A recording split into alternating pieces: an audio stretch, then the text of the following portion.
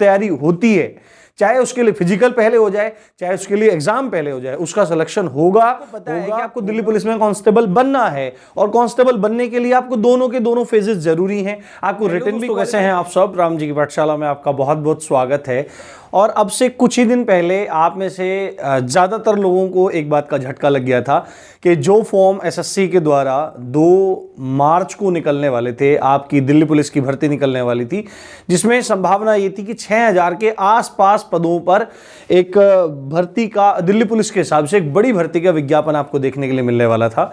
वो यकायक एक एसएससी के कैलेंडर द्वारा साफ कर दी गई, वो संभावनाएं सब साफ हो गया।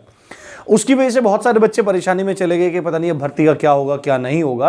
परंतु भर्ती का क्या होगा क्या नहीं होगा, इससे इतर एक अलग बात अब आपके दिमाग में चलने लगी है, जिसको आप बहुत गहराई से सोच रहे हैं।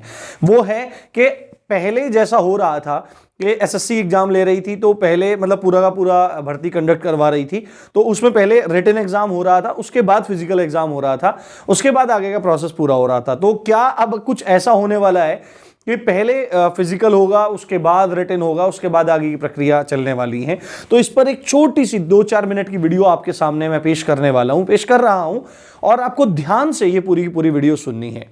आपको पता लग जाएगा कि इन चीजों के कितने मायने हैं कि फिजिकल पहले होने वाला है, रिटन पहले होने वाला है, तथा क्या चीज होने वाली है, इस पर भी डिस्कस करेंगे। साथ में ये जो भ्रम है इसकी बारीकी का भी हम यहां अंदाजा करेंगे, और कैसे बच्चों का सिलेक्शन होने वाला है इस बार और कैसे बच्चों का होता है, इन बातों को हम चर्चा करने वाले हैं। परंतु उससे पहले मैं आपको एक बात बता दूं, दिल्ली पुलिस के लिए जीएस एक बहुत इंपॉर्टेंट पार्ट है, बहुत इंपॉर्टेंट सेक्शन है, और राम जी की पाठशाला ने बिल्कुल फ्री में आप लोगों के लिए उसको कल से चालू कर दिया है। सबसे पहले हम संविधान को पढ़ा रहे हैं, पॉलिटी को पढ़ा रहे हैं। पॉलिटी में फंडामेंटल राइट्स, मतलब वो चीजें जो आपके एग्जाम में आती हैं, वो चीजें, फालतू चीजें कुछ भी नहीं पढ़ानी है। जितने टॉपिक में पढ़ाऊंगा, यदि आप उनको पढ़ लेंगे तो आपको निश्चित लाभ होगा।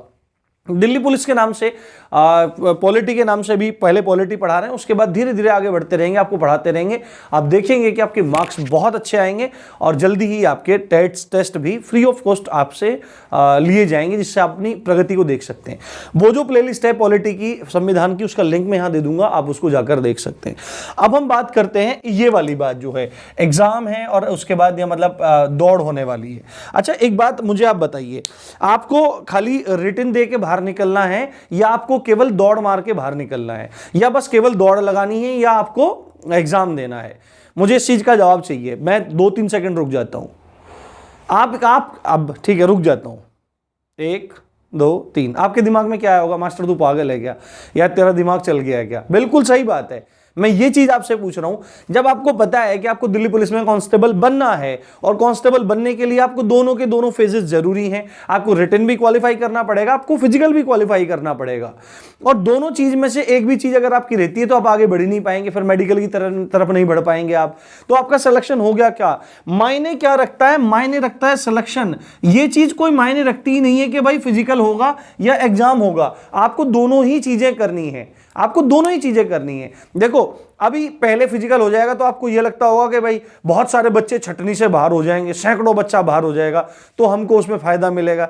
ऐसा कुछ नहीं होता है भाई साहब। मैं एक बात आपको बताता हूं, जिसकी तैयारी होती है, चाहे उसके लिए फिजिकल पहले हो जाए, चाहे उसके लिए एग्जाम पहले हो जाए, उसका सिलेक्शन होगा होगा होगा, होता है होता है होता है। यह बात आपको अपना दिमाग में गाड़ लेनी चाहिए। बात समझ में आई आपके? तो जो व्यक्ति फिजिकल की भी तैयारी साथ साथ करता है और रिटन की भी तैयारी साथ साथ करता है, उसी का सब मामला ठीक रहता है। अब आप कहोगे कि ऐसी ठंड में हम कैसे फिजिकल की तैयारी करें? तो आपकी सबसे बड़ी कमी यह है कि ये भ्रम ही आपको लेके डूब जाता है, खासकर मतलब भर्ती वाली तैयारियों में, जिसमें रिटन भी होता है और दौड़ भी होती है। इस तरीके में आपको किस तरह से तैयारी करनी चाहिए? आपको अपने दिन को 3-4 भागों में डिवाइड करना चाहिए। एक सोने का हो गया, एक पढ़ने का हो गया, एक घर के कामों का हो गया और एक दौड़ का हो गया। इन 4 भागों में अपने समय को आपको डिवाइड करना चाहिए। एक भाग में आप कंटिन्यूअस आप अपनी तैयारी करते रहें, 5-6 घंटा अगर आप पढ़ रहे हैं तो कोई बात नहीं। उसके बाद 2 घंटा अपने फिजिकल के लिए आप निकालते रहिए। 2 घंटा नहीं निकाल रहे, 1 घंटा आप निकालते रहिए। उसमें आप 2-4 किलोमीटर का स्लो पेस से रनिंग भी करते रहेंगे तो कोई दिक्कत नहीं पड़ेगी। फिजिकल आने से 1 महीना पहले तो पता लगेगा ना आपको, और जिस टाइम पे भर्ती आएगी उस टाइम पे आपका फिजिकल और एग्जाम दोनों तैयार होंगे। वो कुछ भी पहले करा ले तो उससे क्या फर्क पड़ता है भाई, उससे कोई फर्क नहीं पड़ता। तो ऐसी बेहुदा प्रश्नों को पूछना आप बंद कीजिए, मैच्योर होइए, और ऐसी बेहुदा वीडियोस को भी देखना आप बंद कीजिए। हो सकता है कि आपको ये भी वीडियो बेहुदा लगे, पर ये बहुत ज्यादा इंपॉर्टेंट है। अब सिलेक्शन कैसे बच्चों का होगा? जो बच्चे निरंतर लगे हुए हैं, क्या निरंतर लगे हुए हैं, ठीक है, निरंतर लगे हुए हैं, अपनी बुक्स को ही अपना सब कुछ मानकर चल रहे हैं, ठीक है, बुक्स ही सबसे ज्यादा जरूरी है।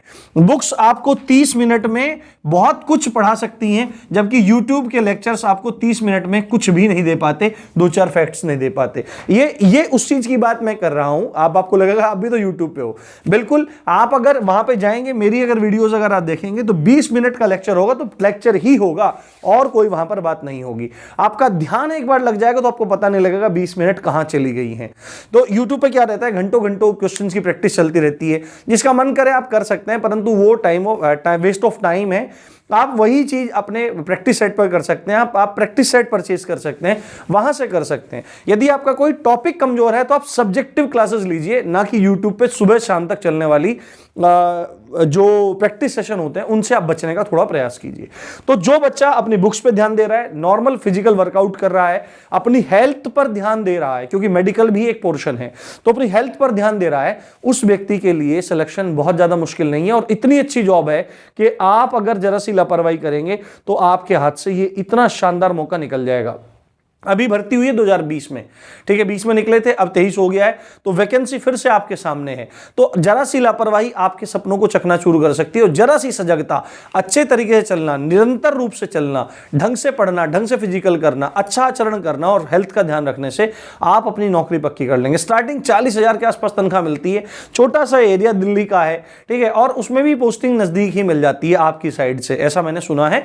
तो उसमें क्या है कि आपके लिए इतनी अच्छी जॉब है ना, साथ में आपकी स्टेट गवर्नमेंट जो है वहां पे विधानसभा, दिल्ली विधानसभा, उसका कोई लोड नहीं है, सेंट्रल गवर्नमेंट की जॉब है। तो ऐसे मौके को आपको छोड़ना नहीं चाहिए, और ढंग से इन बेहुदा क्वेश्चन से बचते हुए अपनी तैयारी को समान रूप से लेकर आगे बढ़ना चाहिए। इसी अच्छी बात के साथ आप देख रहे थे रामजी की पाठशाला। सब्सक्राइब करना नहीं भूलना है और लाइक करना नहीं भूलना है। पसंद आए तो शेयर भी कर दीजिए। जय हिंद, जय भारत।